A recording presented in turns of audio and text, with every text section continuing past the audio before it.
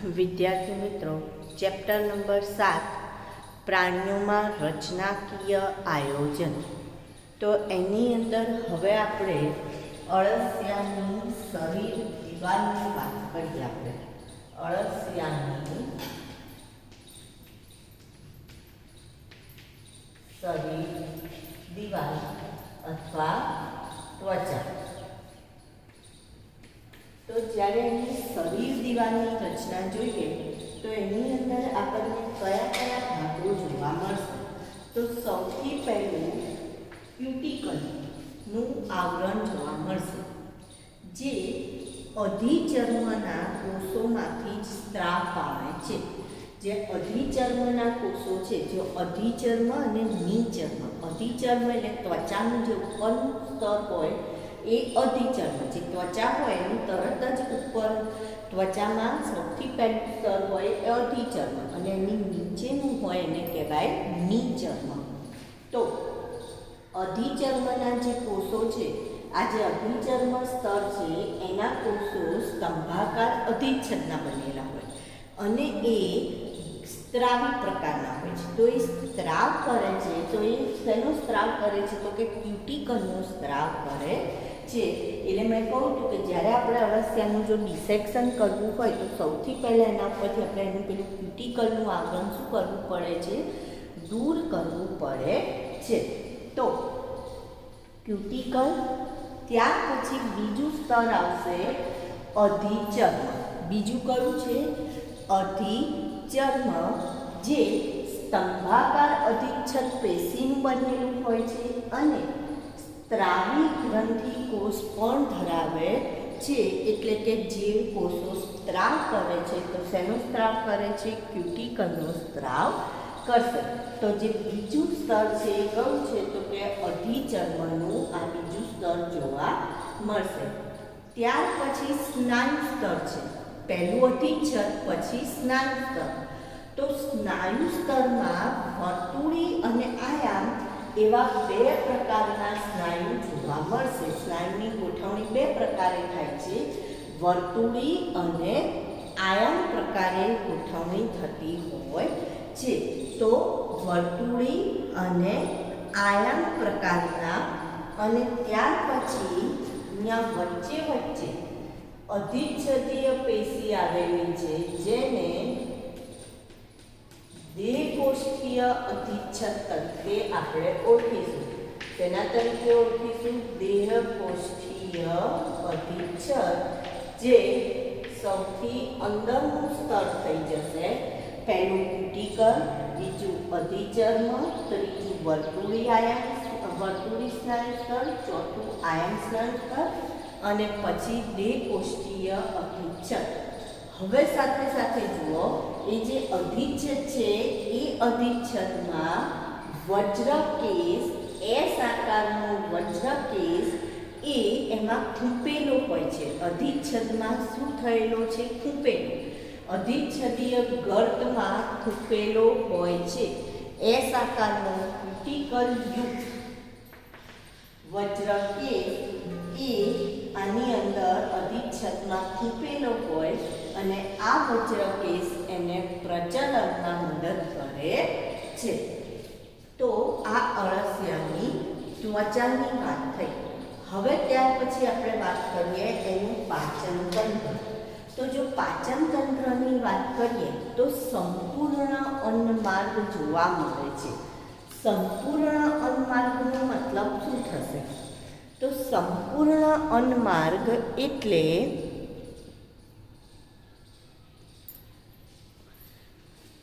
જેમાં મુખદ્વાર અને મળદ્વાર બંને ધરાવતા હોય તેને આપણે શું કહીએ છીએ? સંપૂર્ણ અન્નમાર્ગ કહીએ છીએ. જેને આપણે, મેં કહું હતું, ઇનકમિંગ અને આઉટગોઈંગ બંને હોય તો એને આપણે શેના તરીકે, બંને માટેના રસ્તા જુદા જુદા, તો એને આપણે શેના તરીકે ઓળખીએ? સંપૂર્ણ અન્નમાર્ગ. હવે એનું શરીર ખંડનું બનેલું છે, તો દરેકે દરેક જે ભાગ છે એને આપણે પાચન તંત્રના દરેકે દરેક અંગ એ જુદા જુદા ખંડમાં આવેલા છે. તો ખંડ નંબર 1 છે મુખદ્વાર અથવા મુખ, અથવા એને પરિતુંડ તરીકે પણ ઓળખવામાં આવે.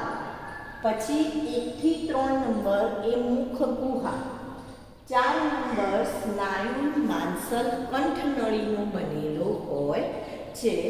5 થી 7 ખંડમાં 5, 6 અને 7 ખંડમાં અન્નનળી છે, જે પાતળી છે, સાંકડી છે એટલે કે નાની હોય છે અને પાતળી છે. કેવી છે? નાની અને પાતળી અન્નનળી આવેલી છે.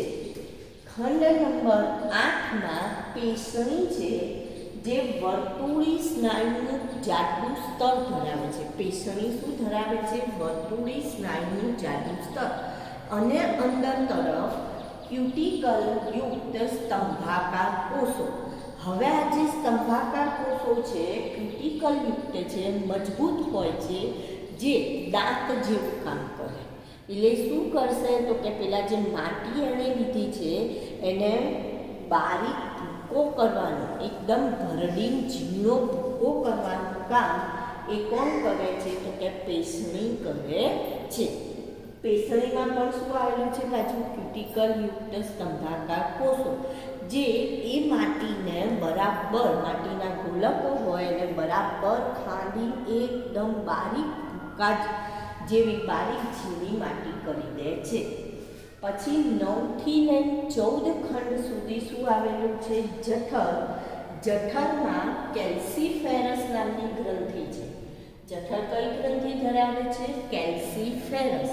અને આ જે ગ્રંથિ છે એ ગ્રંથિમાંથી વિશિષ્ટ સ્ત્રાવ થાય છે, જેના કારણે હવે અળસ ખોરાક તરીકે શું લે છે? માટી લે છે.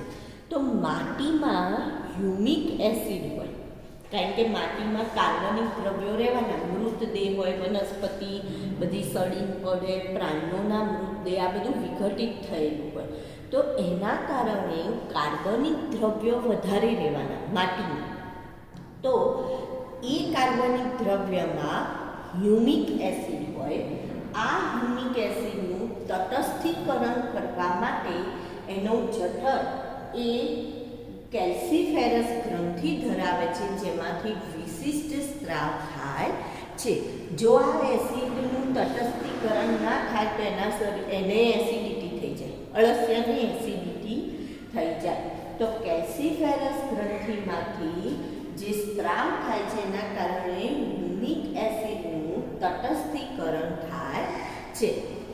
તો પહેલો ખંડ હતો મુખદ્વાર, 1 થી 3માં મુખ ગુહા, 4 નંબર કંઠનળી, 5, 6, 7 અન્નનળી, 8 નંબર પેશણી, 9 થી 14 જઠર.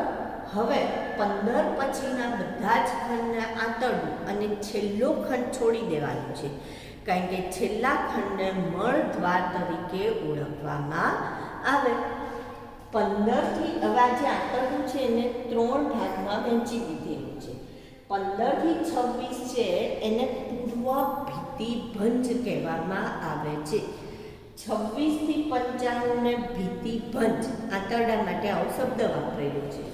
અને 95 પછી ધારો કે 100 ખંડનું બનેલું હોય, 120 ખંડનું બનેલું હોય, તો 95 પછીના છેલ્લા ખંડ સુધીનાને પશ્ચ ભિતિભંજ પ્રદેશ કહેવાય. હવે આમાં જે 26 કેમ આવી રીતના 26 સુધીનું, તો 26મા ખંડે અંધાંત્ર નામના 2 પ્રવર્ત છે. આવા આંગળી જેવા આમ 2 પ્રવર્ત છે અંધાંત્ર, જે કાર્બોદિતના પાચન માટે ઉત્સેચકોનો સ્ત્રાવ કરે છે. આ જે અંધાંત્ર છે એ કાર્બોદિતના પાચન માટે ઉત્સેચકનો સ્ત્રાવ કરશે. જેમ આપણા મોઢામાં લાળ ગ્રંથિ છે, જે લાળ રસનો સ્ત્રાવ કરે છે, અને એના કારણે એમાં એમાઇલેસ છે જે સ્ટાર્ચનું પાચન કરે છે. તો એવી જ રીતના અહીંયા પણ કાર્બોદિતના પાચન માટેના ઉત્સેચકોનો સ્ત્રાવ એ કોણ કરે છે તો કે અંધાંત્ર કરે છે. હવે બીજી વાત અહીંયા કરીએ આપણે કે આ જે ભિતિભંજ પ્રદેશ છે એ આંતરડાની એ અંતર્વલન પામેલું હોય. અંતર્વલન એટલે કેવું? તો આમ સંકોચાઈને ગોઠવાયેલું હોય, આમ ભૂજડું વળીને ગોઠવાયેલું હોય. તો પૂંછડું વળીને ગોઠવાય એનું કારણ શું છે તો કે શોષણ સપાટીમાં વધારો કરે છે.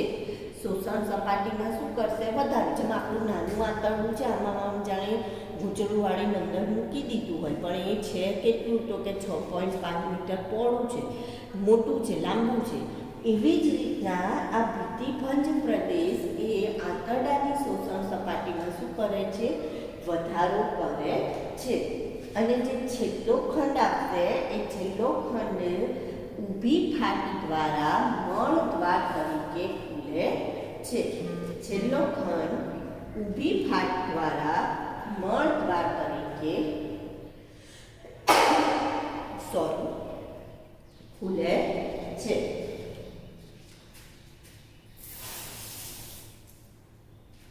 હવે બરાબર, એ મળદ્વાર તરીકે ખુલશે. તો મુખદ્વાર પણ છે અને મળદ્વાર પણ છે, માટે એને આપણે કેવા પ્રકારનો કહીએ છીએ? સંપૂર્ણ પ્રકારનો પાચન માર્ગ કહીએ છીએ.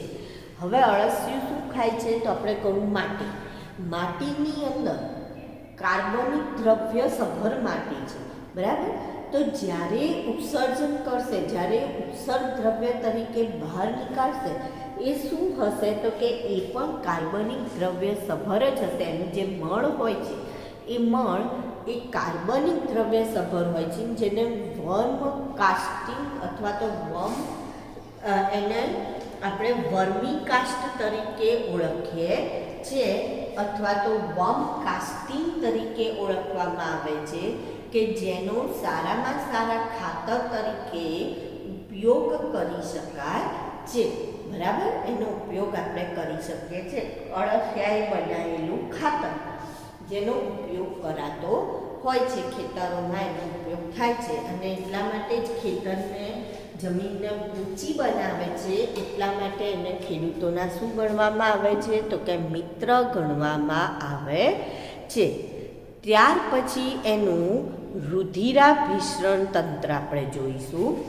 તો રુધિરાભિસરણ તંત્ર કેવા પ્રકારનું છે તો કે બંધ પ્રકારનું રુધિરાભિસરણ તંત્ર છે.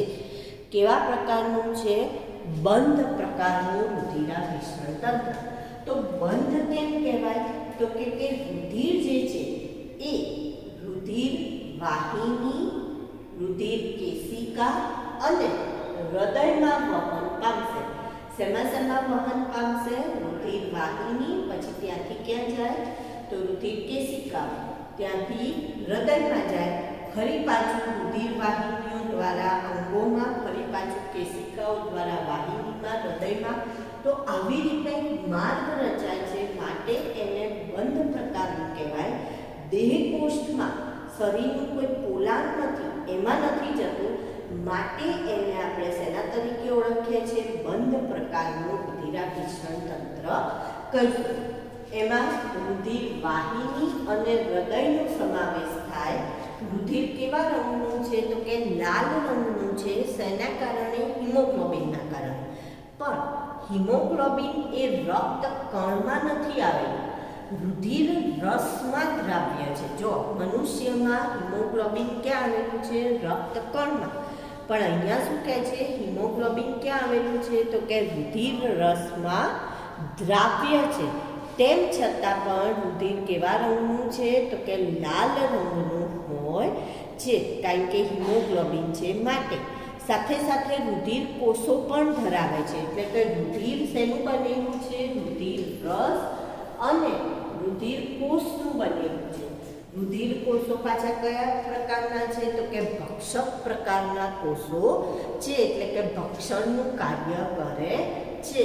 અને ખંડ નંબર 4, 5 અને 6માં રુધિર ગ્રંથિ જોવા મળે છે. કયા ખંડ નંબર 4, 5 અને 6માં આપણને શું જોવા મળે છે તો કે રુધિર ગ્રંથિ જોવા મળે છે. હવે જો આની વાત કરીએ કે શ્વસન અંગ, તો અળસિયામાં કોઈ વિશિષ્ટ શ્વસન અંગ હોતા નથી. અળસિયામાં કોઈ વિશિષ્ટ શ્વસન અંગ નથી. કેમ નથી કોઈ વિશિષ્ટ શ્વસન અંગ? તો કે એને કોઈ એવા શ્વસન માટે એટલું કોઈ અગત્ય એટલું હાઈફાઈ એનામાં રચના છે નહીં. તો પછી શ્વસન શેના દ્વારા થાય છે? તો એની ત્વચા દ્વારા, એની જે ત્વચા છે એના દ્વારા એ શ્વસન કરશે. જેમ આપણામાં નાક, ફેફસા એવું છે એવું એનામાં છે નહીં. જેમ અન્ય પ્રાણીઓમાં ઝાલર હોય, કોઈનામાં ઝાલર ઓછી હોય, પણ એનામાં એવું હોતું નથી. તો એ શેના દ્વારા શ્વસન કરે છે? તો આપણે શું કરવું? શેના દ્વારા શ્વસન કરશે? તો ત્વચા દ્વારા શ્વસન કરશે. તો એનો મતલબ એની ત્વચા કેવી હોવી જોઈએ? તો કે એની ત્વચા પાતળી હોય, ચીકણી હોય. કોઈ પણ શ્વસન સપાટી હોય ને કેવી હોવી જોઈએ? તો કે પાતળી હોવી જોઈએ. જો જાડી હોય તો ઓક્સિજન અંદર જઈ શકે? ના જઈ શકે. બરાબર? એટલે ત્વચા કેવી હોવી જોઈએ? પાતળી. ભીની હોવી જોઈએ, એટલે ઝડપથી એમ કે ઓક્સિજનનું વહન કરી શકે. તો ભીની હોવી જોઈએ, ચીકણી હોવી જોઈએ. અને સાથે સાથે ચીકણી એટલા માટે કે જે પણ સૂક્ષ્મજીવો હોય ચોંટી જાય અને શુદ્ધ હવા જ અંદર જઈ શકે, માટે ચીકણી હોવી જોઈએ. તો શ્વસન સપાટી કેવી હોવી જોઈએ? પાતળી, ચીકણી હોવી જોઈએ. પછી ભીની હોવી જોઈએ અને હવાના સીધા સંપર્કમાં હોવી જોઈએ. એટલે એના ઉપર જો બહુ બધા આવરણ આવી જાય તો પણ ત્વચા દ્વારા એ કરી શકે નહીં શ્વસન. બરાબર? કારણ કે જો એના ઉપર કોઈ બીજા આવરણ હોય તો ત્વચા દ્વારા થઈ શકે શ્વસન? તો થઈ શકે નહીં. તો એનો મતલબ એ હવાના સીધા સંપર્કમાં હોવી જોઈએ. હવે ત્યાર પછી આપણે વાત કરીએ અળસિયાનું ચેતાતંત્ર. હવે આપણે શું લઈશું? બધા જુદા જુદા તંત્ર લેવાના છે. તો એનું ચેતાતંત્રની વાત કરીએ આપણે. તો ચેતાતંત્ર જે છે એ શેનું બનેલું છે? તો કે ચેતાતંત્ર એ ચેતાકંદ અને ચેતાસૂત્ર અને ચેતાઓનું બનેલું છે. જો શેનું બનેલું છે? ચેતાકંદ, ચેતાઓ અને ચેતાસૂત્રનું બનેલું હોય છે. હવે આવા જે ચેતાકંદ છે એ 5 પછીના દરેક ખંડમાં આપણને ચેતાકંદની જોડ જોવા મળે છે. 5 પછીના દરેક ખંડમાં જોડિયા એટલે 2. બરાબર? એટલે જોડિયા નહીં લખીએ આપણે. દરેક ખંડમાં ચેતાકંદની જોડ. 5 પછીના જેટલા પણ ખંડ છે દરેકમાં આપણને શું જોવા મળે છે? કંદની જોડ જોવા મળે છે.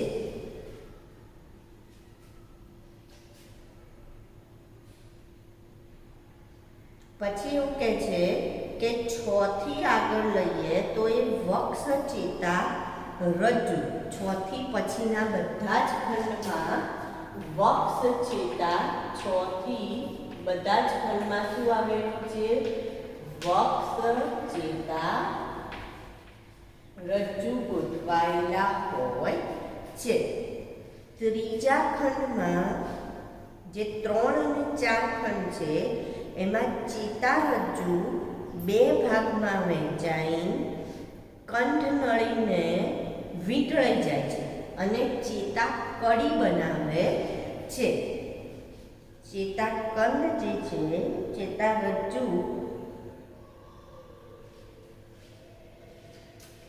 જો ચેતાકડી જે છે આ રીતના જતી હોય અને ત્રીજા ચોથા ખંડમાં આવી રીતના વહેંચાઈ જાય.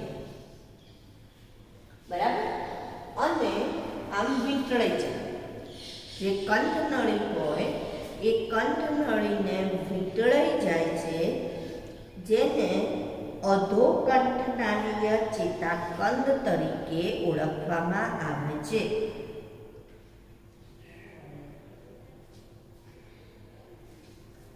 તો આમાં જો આવી રીતના હોય, આ શું છે તો કે ચેતાકંદ આ રીતના જતી હોય, બે શાખામાં વિભાજિત થાય, કંઠનળીને વીંટળાઈ ગઈ, આવી રીતના વીંટળાઈ ગઈ તો આવી રચના બની ગઈ ને, જેને શેના તરીકે ઓળખાય તો કે કંઠનળીની આજુબાજુ વીંટળાય છે એટલે એને અધોકંઠનાલીય ચેતાકંદ કહેવાય. તો ત્રીજા ચોથા ખંડમાં ચેતારજ્જુ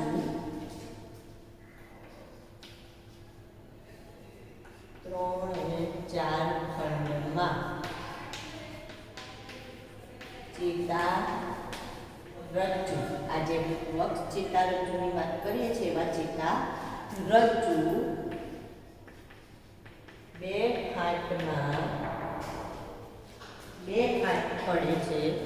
ચેતારજ્જુ કેટલા ભાગમાં વહેંચાય છે તો કે 2 ભાગમાં ગોઠવાય છે, અથવા તો 2 ભાગમાં વહેંચાય ને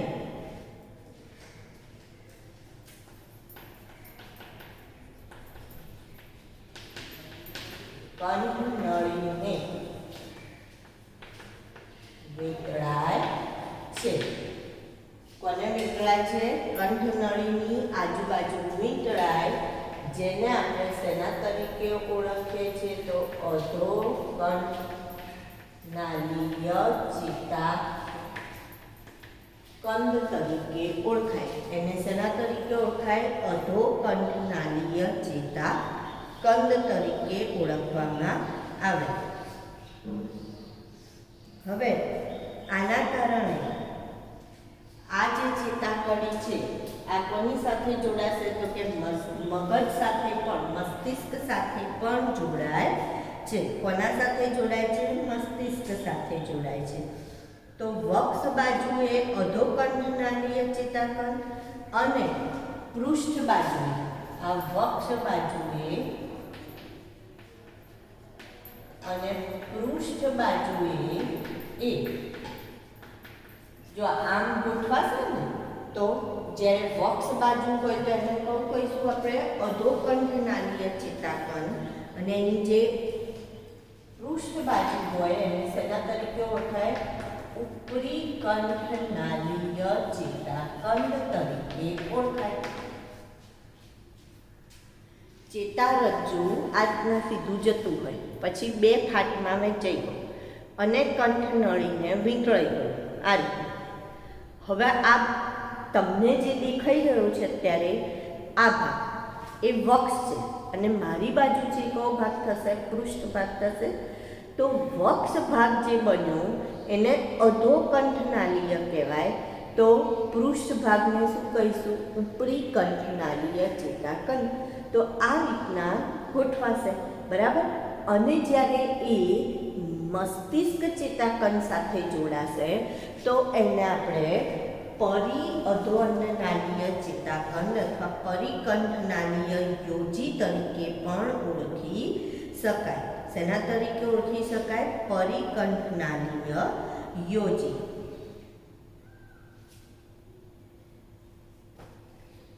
તો આ એમની શેની રચના થઈ? ચેતાતંત્રની રચનાની વાત કરી.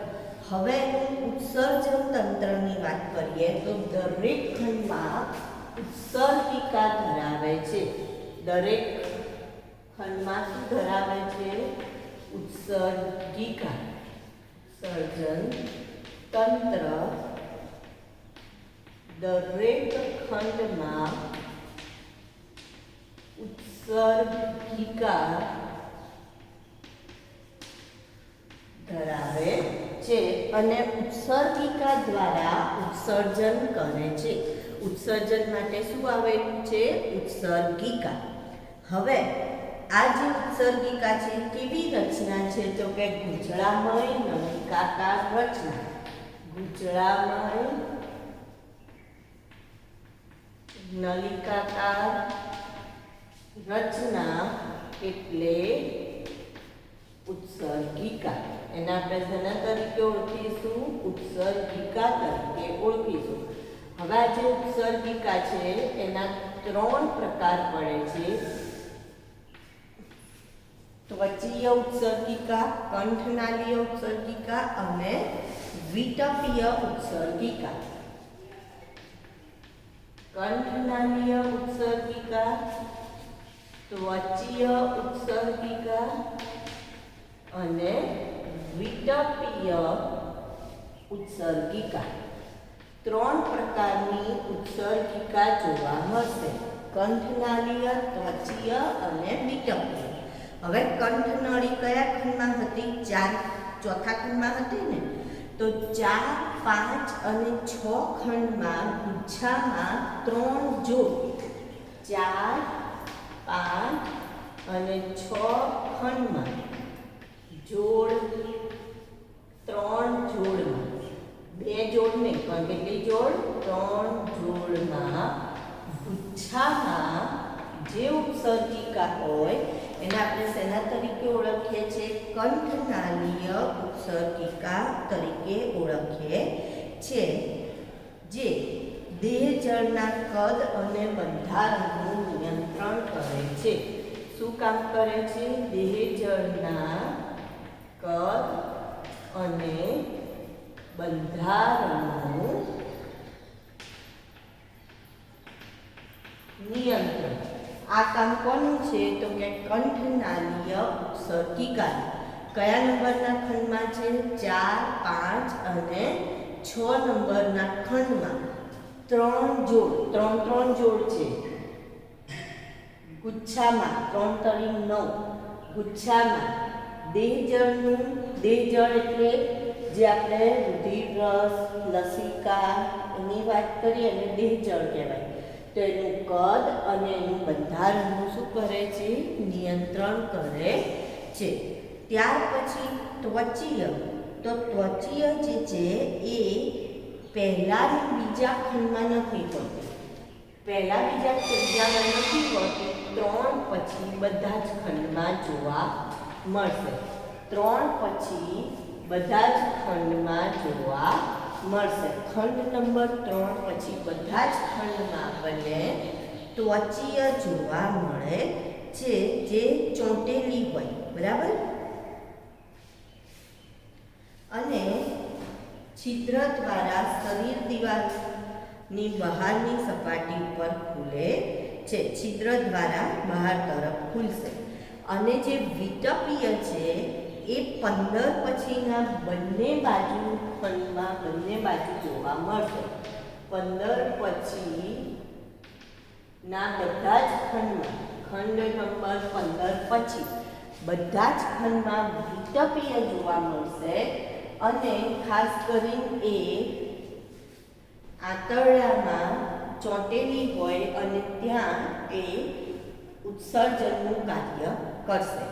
હવે આમાં જો ઉત્સર્જનના પ્રકાર જોઈએ તો 2 પ્રકારે ઉત્સર્જન કરશે.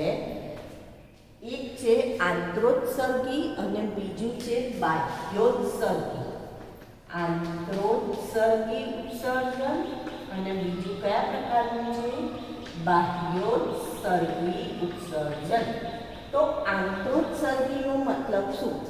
તો આ જે ઉત્સર્જન આંતરોત્સર્ગીમાં એવું કહે છે કે જ્યારે ઉત્સર્જનમાં વિટપીય અને કંઠનાલીય ઉત્સર્ગિકાઓ ઉત્સર્ગ દ્રવ્યને વિટપીય અને કંઠનાલીય જે છે એ ઉત્સર્જનમાં જે પણ ઉત્સર્ગ દ્રવ્ય છે એને અન્નમાર્ગની માં ઠાલવે તો એને આપણે શું કહીએ છીએ? આંતરોત્સર્ગી કહીએ છીએ. જો આંતરોત્સર્ગી કોને કહેવાય? તો કે વિટપીય અને કઈ? કંઠનાલીય ઉત્સર્ગિકા. આંતરોત્સર્ગીમાં ક્યાં ઠાલવશે કચરાને? તો કે અન્ન માર્ગમાં જ ઠાલવે છે, બરાબર. અને માર્ગની દિવાલમાં જ ઠાલવે છે, તો એને આપણે શેના તરીકે ઓળખીએ છીએ? આંતરોત્સર્ગી તરીકે ઓળખીએ છીએ. અને બાહ્યોત્સર્ગીમાં ત્વચીય જે છે એ ત્વચા છિદ્ર દ્વારા, જો આ છિદ્ર દ્વારા શરીર સપાટી બહાર ખુલે છે. તો જે ત્વચીય છે, ત્વચીય ઉત્સર્ગિકા એ છિદ્ર દ્વારા શું કરશે? ઉત્સર્ગ દ્રવ્યના શરીરની બહાર નિકાલ કરે છે, માટે એને શેના તરીકે ઓળખવામાં આવે છે? બાહ્યોત્સર્ગી તરીકે આપણે ઓળખીએ છીએ. તો આ એનું શું થયું? ઉત્સર્જન તંત્ર થયું. હવે સંવેદી અંગની વાત કરીએ તો એનામાં સંવેદી રચનામાં આંખ કે નાક એવું કંઈ હોતું નથી, પરંતુ સંવેદી કોષો આવેલા હોય કે જે કંપન અને એના જેવી સંવેદના સામે એને સમજણ આપે છે. જે કંપન થાય કે થાય તો એને ખ્યાલ આવી જતો હોય છે, બરાબર.